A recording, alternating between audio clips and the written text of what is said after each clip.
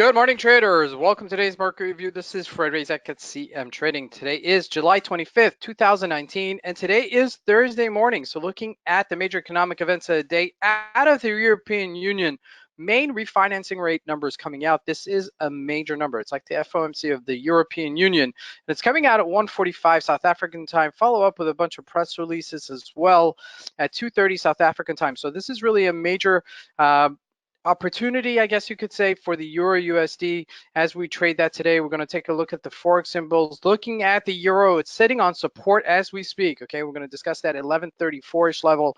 The Aussie dollar trades lower, and so this is kind of an interesting threshold that we're trading at as this number actually comes out. Now, looking at the indices, Dow Jones pivots back to resistance, but really just flirting around there. Okay, not breaking out higher, whereas the Nasdaq breaks new highs. Okay, this is really very reminiscent of the year 2000.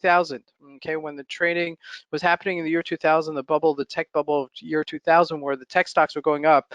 I mean, for the Nasdaq to be trading at 8,000 is massive. Okay, really, really massive. Back in the day, in the year 2000, it got to about 6,000, something of that nature. So this is really a tremendous feat that the Nasdaq has gotten. Okay, so we're going to discuss what the components of that are pushing it higher. Now, looking at the commodities, pretty much unchanged, and looking at the items that are pushing the Nasdaq higher, Microsoft. Okay, I've said this a million times, guys. Microsoft, they're very resilient, breaking out higher from last year, December until now. We're gone up from $96 a share to $140, $55. It's a 50%, okay, return on just that price line. Okay, just that price. Okay, amazing. 150% rally for Microsoft. We'll take a look at that as it's making its new highs. Now, lastly, looking at Bitcoin, it bounces above 10,000. This is really important because I think it's trading in a new range, and we'll take a look at that as well. But let's see what we can expect from today's trading. So we're taking at a daily look, okay, a daily chart of the Euro USD. You can see we've had this double bottom before, and we're just flirting with it right now, okay? Interesting that we're coming out to this threshold as this number later today is going to come out. So it should be very interesting how this follows through, okay? So a couple of scenarios here. Surely if we do break this 1120-ish level, we could see it further go down, okay? And then you got to go into multi-year, multi-month time frames to see how much further we could possibly go down in that case. So let's look at a weekly there.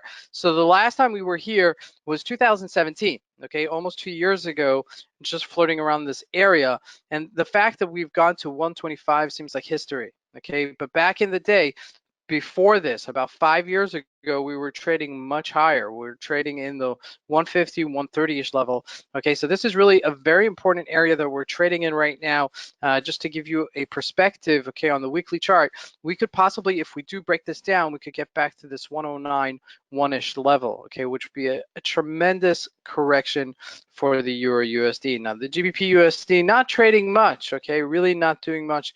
So I'm not going to cover it much, but the Aussie dollar did break down to 69.67, okay? And this is the type of situation where you don't see so much of the Forex symbols trading, so you gotta, you know, reposition yourself and focus on other things that are trading, okay? Just like the NASDAQ and some of the US stocks, okay? So, but here we have the Aussie dollar. We mentioned this yesterday, that it looked like it was gonna bounce. It didn't hold that line at 69.80 and broke it further down, okay? So this is, you know, pretty much telling me that it's not strong, okay? I can't trust it on the upside. Okay, there might be a capitulation at a certain point, but for right now, it's just trading between the upper range and the lower range as far as I'm concerned, until it proves to me that it's somewhat holding its line, okay, and holding some strength, which it's not. Okay, so with that said, just be aware of that. Now, looking at the Dow Jones, we're flirting with that highs, okay? We hit that highs of 27,339, and we're trading 27,291. Okay, this is obviously, we're waiting for the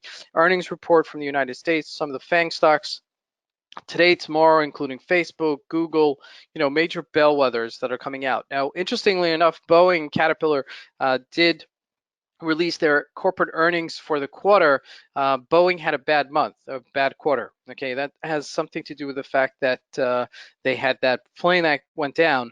So I think the markets are pretty much shrugging it off because it's isolated to Boeing only. Okay, so with that said, just be aware of that. Now, looking at the NASDAQ, we're at all-time highs, 8,000. Okay, so just to give you a perspective of when I traded the markets back in the day in 2000, okay, you can't even see it on this graph. Okay, we were trading somewhere in the 6,000, 5,000 area. Okay, that was the height of it back in the year 2000, and now we're trading at 8,000. So massive breakout. Okay, that's clear breakout, and this is a very similar chart to Facebook. Interestingly enough, even though Facebook actually is traded on the big board on the Dow Jones as opposed to the Nasdaq, but interestingly enough, it does look like a very similar graph up here. Okay, so at these areas, it's very hard to trade it, honestly, because you don't want to chase it because you think you got the top, and then the pullbacks, you kind of get scared. Is it going to go higher? And sure enough, it does go higher, but it is something that you've got to just believe in, okay? Microsoft breaking higher at $140 a share, okay? If we look at a monthly chart, just to give you a perspective of that, amazing. Okay, so these type of stocks, okay, these type of high-tech stocks, they stay dormant. Look for how many years. They stay dormant and they don't do anything for a decade almost, okay? And then boom. But that's very reminiscent, okay? Very, very reminiscent of the 1990s and 2000 trading, okay? So with that said, is it gonna capitulate at a certain top? Yes, obviously at a certain point. But right now we're going up higher, maybe because of some of the AI technology that's been out there that's actually circulating, maybe because of some of the driverless cars that are coming in. You know, I don't know how to attribute this, okay? Really, you know, just technically speaking, how to attribute what most of the sales are coming, or most of the anticipation of the sales are coming, but they are breaking out higher. Now, looking at Facebook as well, this is why I said it's very similar and very reminiscent to the NASDAQ as it's broken out, that V formation and then the breakout above. So 204, and we are with a candle, okay, as opposed to just a wick.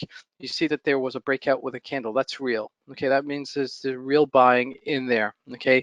Now to say that we're going to go to 222 or 250 or 260, I don't know, okay, to tell you the truth. And like I said, at these areas, it's very hard because you don't want to chase it, but the pullbacks are really hard to jump in.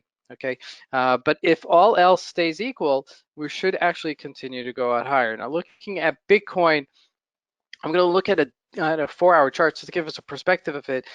We're trading above that line again, okay? That Fibonacci retracement, we love that 10,000 mark, okay? Psychologically, it's a very important number to actually continue to trade above. So really, I'm not convinced that we are trading above it. Like I said the other day, I think it's going to be trading within a range, but it may just find itself, you know, between this 10,000 or 11,000-ish area and 9,500-ish area, okay, and just not pay attention to the 10,000 number. Okay, so with that said, we are above it. So if we do retrace down to this 9965 and it does solidify here, it may actually bounce above it. So just keep that in mind. Okay, that's a potential trade right there. This is Fred Razak. I want to wish you guys a great trading day. Again, I want to emphasize the fact that our corporate earnings are coming out today and tomorrow for some of the major bellwethers. So just be careful. I want to wish you guys all fantastic trading day. Thank you.